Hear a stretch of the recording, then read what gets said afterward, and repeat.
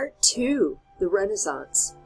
During the Renaissance, many of the arts and sciences from antiquity that had been lost or forgotten during the Middle Ages were recovered. Renaissance is the French word for rebirth, and what was reborn in this era was the spirit of humanism and an intellectual and cultural movement that explored human interest and values through the pursuit of science, philosophy, liturgy, painting, sculpture, and music, particularly vocal music.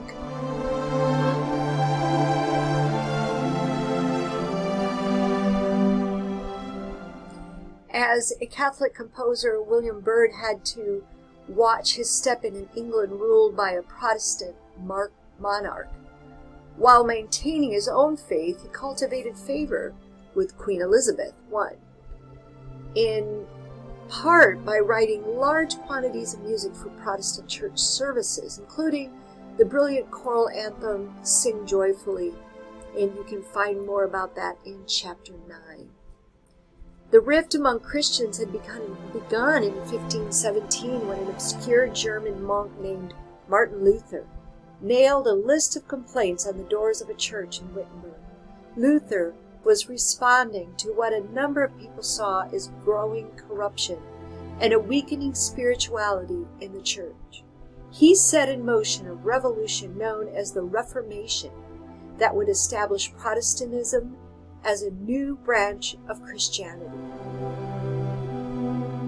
Make sure that you read all of the text because I don't want to go over everything, but I want you to read it.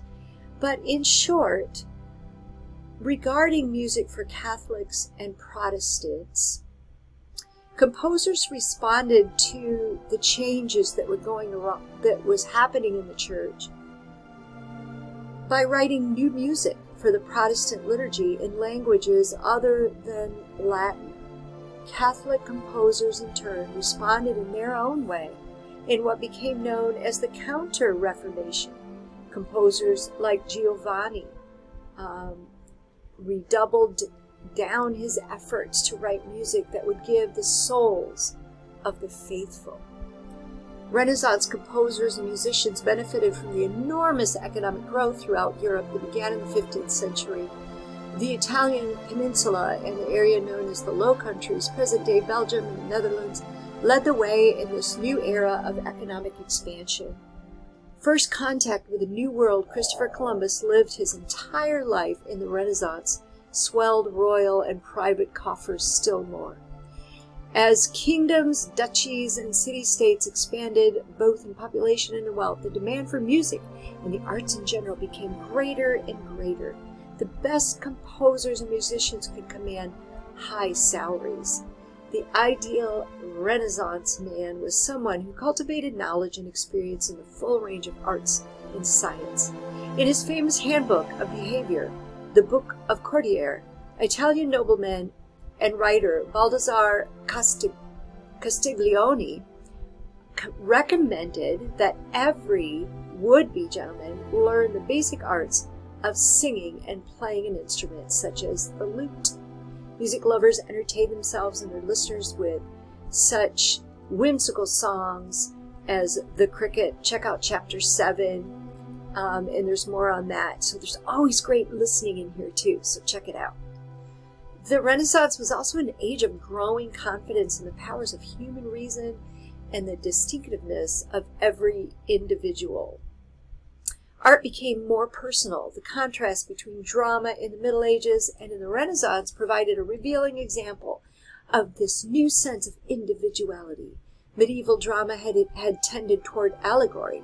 Innocent Soul in Hildegard von Bingen's Play of Virtues, chapter 1, is a symbolic figure torn between other symbolic figures, the virtues and the devil. By the end of the Renaissance, playwrights like William Shakespeare and Christopher Marlowe were writing dramas and comedies with fresh flesh and blood characters. Hamlet's emotions are very human. Renaissance painting and sculpture also reflect this newfound sense of individuality. In a similar fashion, Renaissance composers captured human emotions in ways that seem far more personal in tone to us today.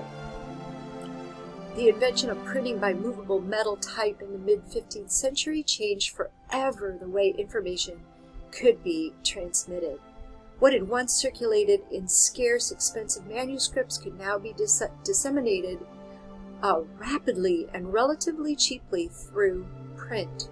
Some composers achieved international renown thanks in no small part to the unprecedented speed with which their works could circulate across the entire continent. Teomin Susato was both a composer and a publisher. His Moorish Dance in chapter 12, we read, could be purchased in music shops throughout Europe. So, one more thing. As you're reading in your e-textbook, make sure you take time to choose Closer Look. That's going to take you to another picture of the printing press and the room of the printing press, and it shows all the different aspects of that.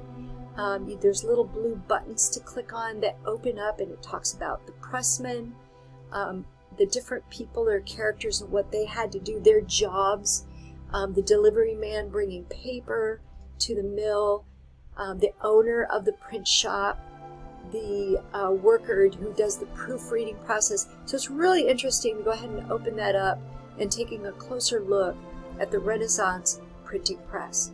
Okay, continue to read on, read on. Lots of good stuff in this chapter, in all these chapters of this module. All right, have fun.